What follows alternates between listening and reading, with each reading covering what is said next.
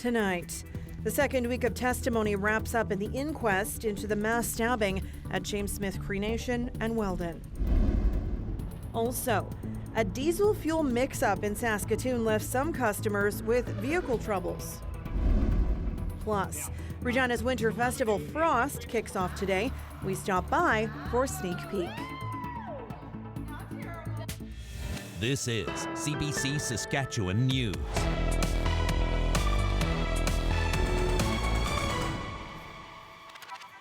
It is Friday, January 26th, and the CBC Saskatchewan News starts right now. Good evening and thank you for watching. The second week of the inquest into the stabbing deaths of 11 people at James Smith Cree Nation and Weldon is now wrapping up. The inquest has heard from pathologists about the details of the timing of the attacks and how each person died. The clinical and graphic details have been overwhelming for families to hear. Buggy Burns lost his wife Bonnie and his son Gregory in the mass stabbing. He says the past couple of days have been very difficult, but he says the information he heard will finally allow him to move forward. I can go on and heal now. Like, it's bugging me, eating me all this time, and now my mind's at ease, and now I can relax and start healing. I didn't know like how the attacks happened and how many times they were stabbed, and now this brings closure, and now I can start loving life again. I think one of the biggest recommendations that we're hoping for is some systemic change.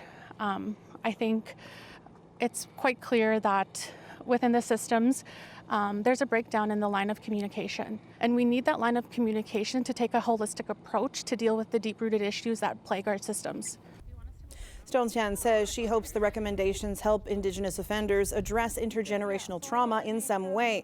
She says there is still a crisis with mental health in communities. Jason Warwick has been covering the inquest all week, and he now has more details about how things went today and what's expected next week. Today here in Melfort at the inquest, we heard from another forensic pathologist who examined the autopsies of 5 of the 11 victims. Now yesterday, as I mentioned, we looked at the other 6 people from another pathologist's point of view. And just like yesterday, Coroner Blaine Bevan cautioned the audience, cautioned the families and the jury that this would be heavily emotional, graphic testimony, and he told people that it would be good for them to try and take care of their mental health by taking breaks whenever they needed them, going out for a walk, whatever it took to make them feel comfortable. And they took extra breaks yesterday, but this morning they took a break after each autopsy for each victim because of the graphic nature of the testimony. Coroner Blaine Bevan also actually ended the inquest, adjourned it for the weekend at noon today, just because of the heaviness of the entire week of testimony that we've heard, and no one objected. One of the key messages from that, other than the graphic nature of how these people died, was that in every case, almost every case, these people succumbed to their injuries and died within 10 minutes of being attacked, and some maybe even within seconds. So that seemed to answer one of the questions here about whether the emergency response was fast enough, whether a faster response would have made a difference, and the pathologist definitively today said definitely not. There was nothing that could have unfortunately been done sooner for these people. Now next week we have expected 2 more days of testimony from various witnesses in corrections, from James Smith and elsewhere, before the jury is expected to be charged late Tuesday or early Wednesday. They'll be tasked with coming up with recommendations for how to prevent these types of death in the future. And we've heard issues raised like the parole or the correction system, like the adequacy or inadequacy of mental health supports or addiction supports, and the issue of First Nations policing, whether it would be a good idea to increase that at James Smith and elsewhere. Jason Warwick, CBC News, Melfort. If you've ever wondered, has someone ever put the wrong fuel in their car? The answer is yes. But a recent diesel and gasoline mix-up at a Saskatoon gas station was not the customer's fault. Ashwarya Duda has the details about how it all went down. The fuel mix-up happened here at the Husky Travel Center near Saskatoon SaskTel Center. People who thought they were pumping gasoline into their vehicles were actually pumping in diesel. Michelle Vuchar was one of the unlucky customers. Later, she tried starting her car at work, and while she says it was acting up, it did start. But the next morning, after some sputtering and a pop, her car died. I'm devastated.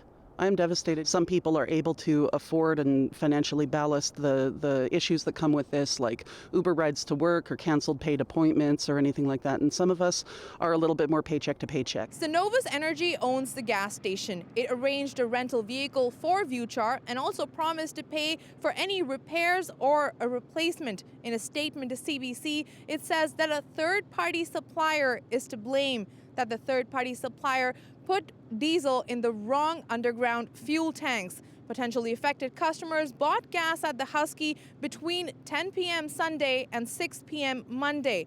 A mechanic says that while it can cause damage, it's usually repairable. It's only probably damaged the fuel injectors, the fuel pump, or the lines. What you need to do, just don't drive it. Just take it to the nearest mechanic shop and see. They will need to do flush the system. As for the cost of the fix, that depends on the vehicle and the repair shop. Vuchar says she's already racked up $800 in receipts. And Daoud says if you put gas in a diesel engine, things can be much worse. It will damage the engine. So it's totally opposite. He says that's because of the combustion in a diesel engine, that running it without a lubricant like diesel will destroy the engine. Meanwhile, Vuchar is trying to be patient, waiting for her car to be fixed.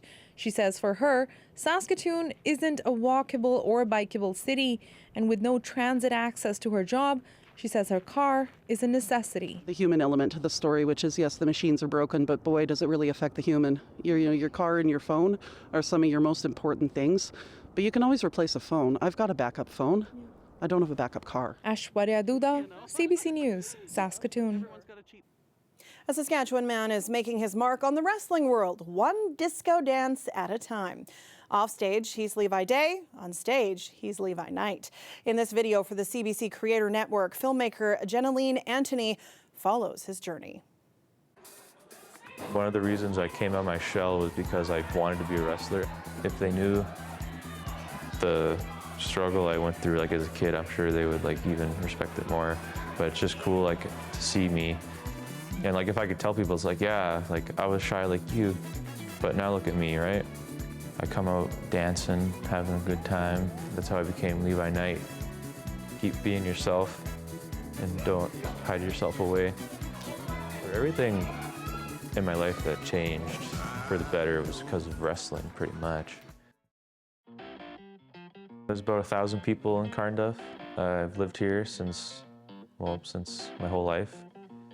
Pretty much everyone in my class and stuff was known me since I was fat, so it's I lost the weight, but I don't know if I ever shook that I was just a fat kid and they're oh, good job, you lost all that weight, but I don't know. I was still just the weird wrestler kid, I guess. Yeah, most of the time I would just build Lego or play video games on my own. I think about wrestling like it's Lego. You kind of choose your favorite pieces, and that's the things you do in every match. It's kind of like soap opera for men. It's kind of like theater too. Ideally, you'd be in a big arena with 10,000 people, and there's people up in the nosebleeds, so even them, you want them to see you wind up and punch someone.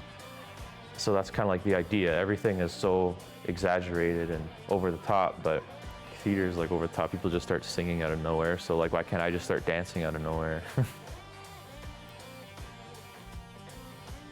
All the guys would be kind of into wrestling, and then they all kind of shifted away from it and got more focused on hockey and stuff, and I don't know, trying to be cool. And I'm but wrestling's really cool still. But I loved wrestling. That's all that really mattered to me. Jokingly asked my dad for a wrestling ring when I turned 16.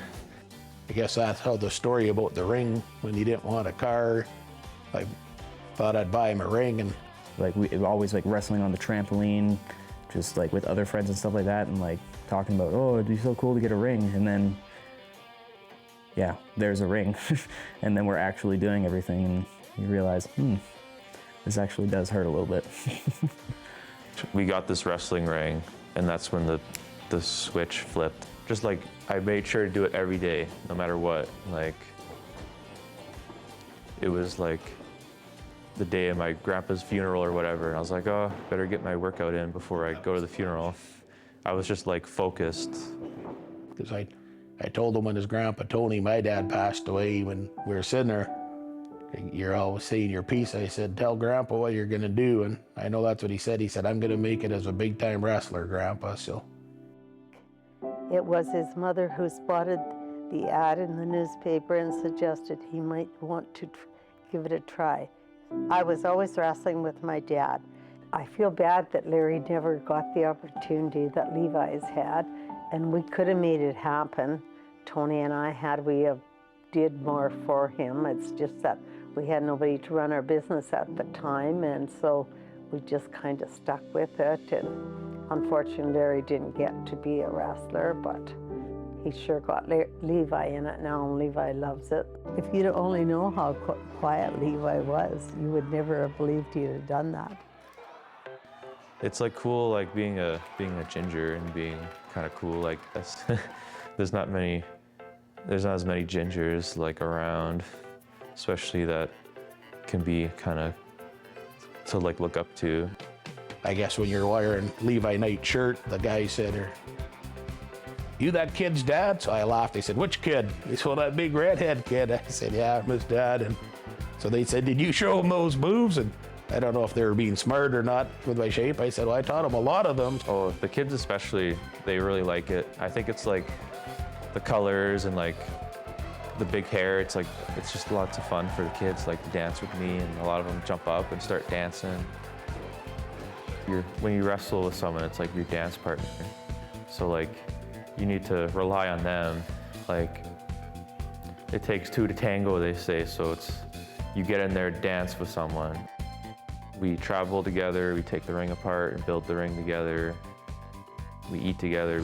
We're together for 10 days, and so that like the wrestlers become your family pretty much. You see them more than your family at least.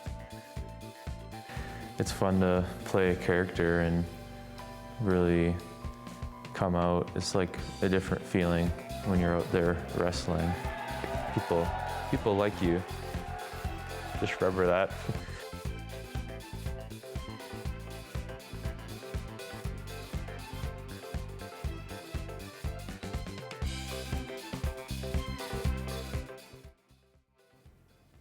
That video was by Jeneline Antony for the CBC Creator Network. If you're a digital creator with a story, get in touch. Go to cbc.ca/Creator Network SK to find out more. A live look now at Real District, where there is a hub of Frost Regina. The festival is officially underway after the opening ceremonies just in the last hour or so.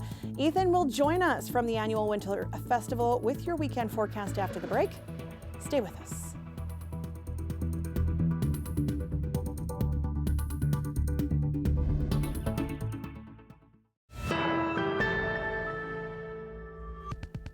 Welcome back. Frost Regina kicked off in the Queen City today. The third annual Winter Festival runs through till February 4th at hubs all over the city. And today we got an advance look at the fun happening at Real District.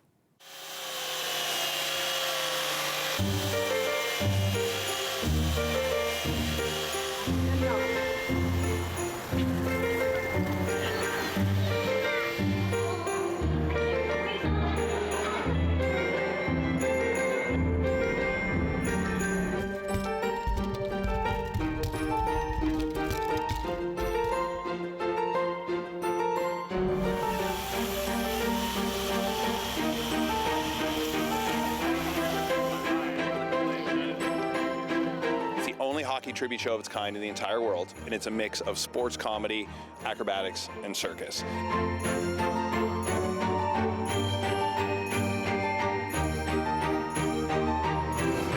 And the crowd goes mild. All right, we're like, there's a million Easter eggs in there for hockey fans. It's kind of fun doing the show in Canada because they get all the jokes. The first of the big tricks is something called high sticking. Don't blink or you'll miss it. We are a duo female aerial acrobatics show full of glam, glitz, and glitter. We do a duo trapeze grand finale where we climb and stack and balance on top of each other.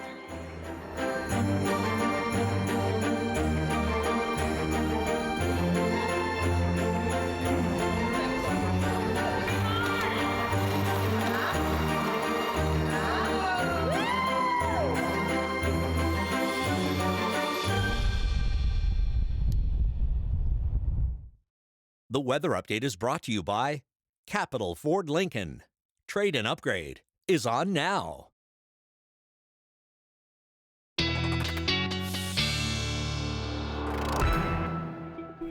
And joining us now from Real District is our Ethan Williams. Hi there, Sam. We are here at the Viterra International Trade Center. We're here at Glow, where we've got all the lights. You can see the train and probably hear it too going on behind us. You heard from the Silver Starlets and the Hockey Circus show in that last piece as well. That is happening just behind us too. There's actually another circus show that's starting here this evening at about 6:30 and goes until 7 o'clock if you're looking to come down too, and all sorts of other good stuff here. And it's a pretty nice day for the start of the Frost Festival. As we take a look at our current temperatures through the province, still very much above seasonal in many locations across the province, especially as we head into south and central Saskatchewan, where, you know, remember yesterday we didn't really see a whole lot of clearing of the clouds, so our temperatures were actually quite a bit below our daytime highs, but we definitely got up there today near the freezing mark in many locations, and here is why. The clouds clearing, as you can see on satellite and radar, leaving mostly sunny skies for a lot of us, especially in that southern half of the province. Through the night tonight, a little bit of some increasing cloudiness here and there and some patches of fog once again possible.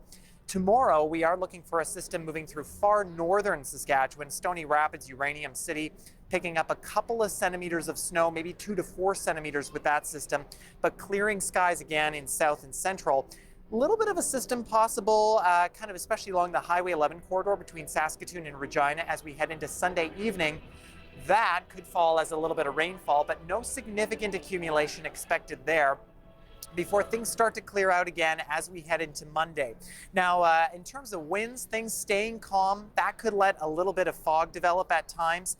And with that system moving in Sunday, we could see winds pick up a little bit in southwestern Saskatchewan, but nothing too extreme there. What is going to become extreme, though, is our jet stream. Eventually, that is going to be rising quite a bit to the north, a ridge building in. Pacific air going to be surging in from an atmospheric river that's hitting the coast of BC. That will not be bringing us the moisture, but it will be bringing us some pretty unseasonably warm weather. This is a look at the forecast highs for Tuesday, and the number on the right is the all-time January high temperature record for each of these locations. So you look at a place like Swift Current, Moose Jaw, Leader, you have a chance of actually seeing the warmest temperature ever recorded in January when we get to Tuesday, and those records go back a fair bit there, as you can see. We'll see what kind of effect the snow has on temperatures. That includes for Regina, as you see here in our 7-day forecast, near double-digit temperatures as we get into the back end of the weekend and the start of next week as well. Sunshine expected to stay around as well, and you notice their winds are staying fairly light as well, and that's the same for Saskatoon. Not expected to get quite as warm as southern Saskatchewan, but still looking at above zero conditions, and even those overnight lows quite warm as well. Hopefully, Sam, not too warm to melt all the wonderful ice sculptures and displays on display here at the Frost Festival. Oh, for sure. Thanks so much for this, Ethan. Stay with us. We have more news after the break.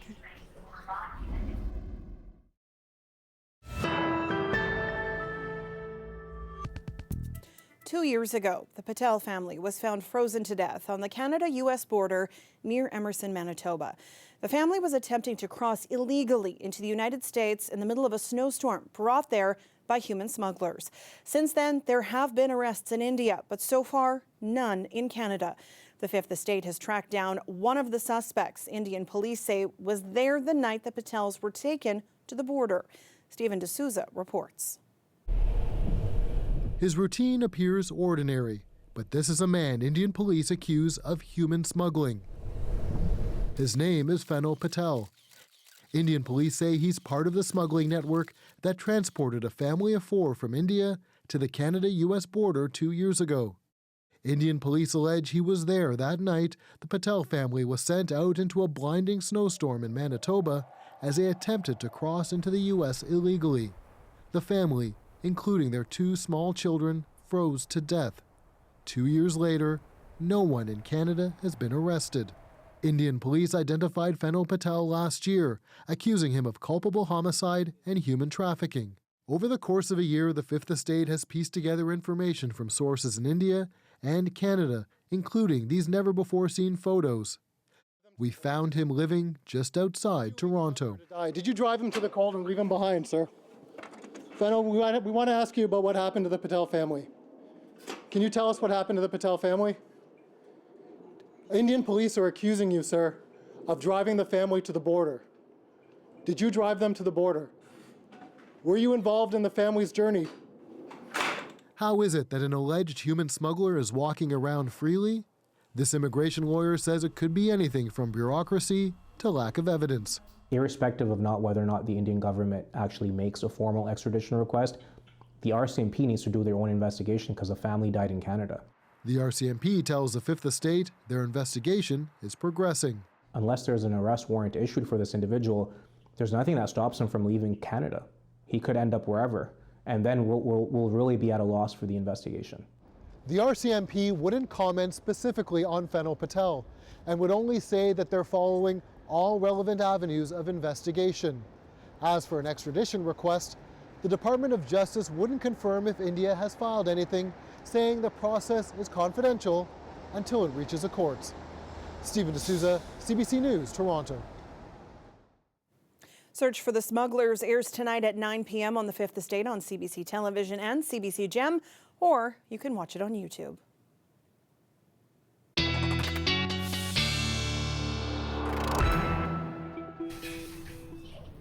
We've got some sunny skies in Regina tomorrow, sitting at -8 in the morning. And by the noon hour, we got that sunshine still sticking around, warming up quickly as well. We are near the freezing mark, and the winds fairly light as well. Nice Saturday in store for us. Saskatoon sitting at -9 with mostly sunny skies. Very similar forecast to what we're going to see here in Regina.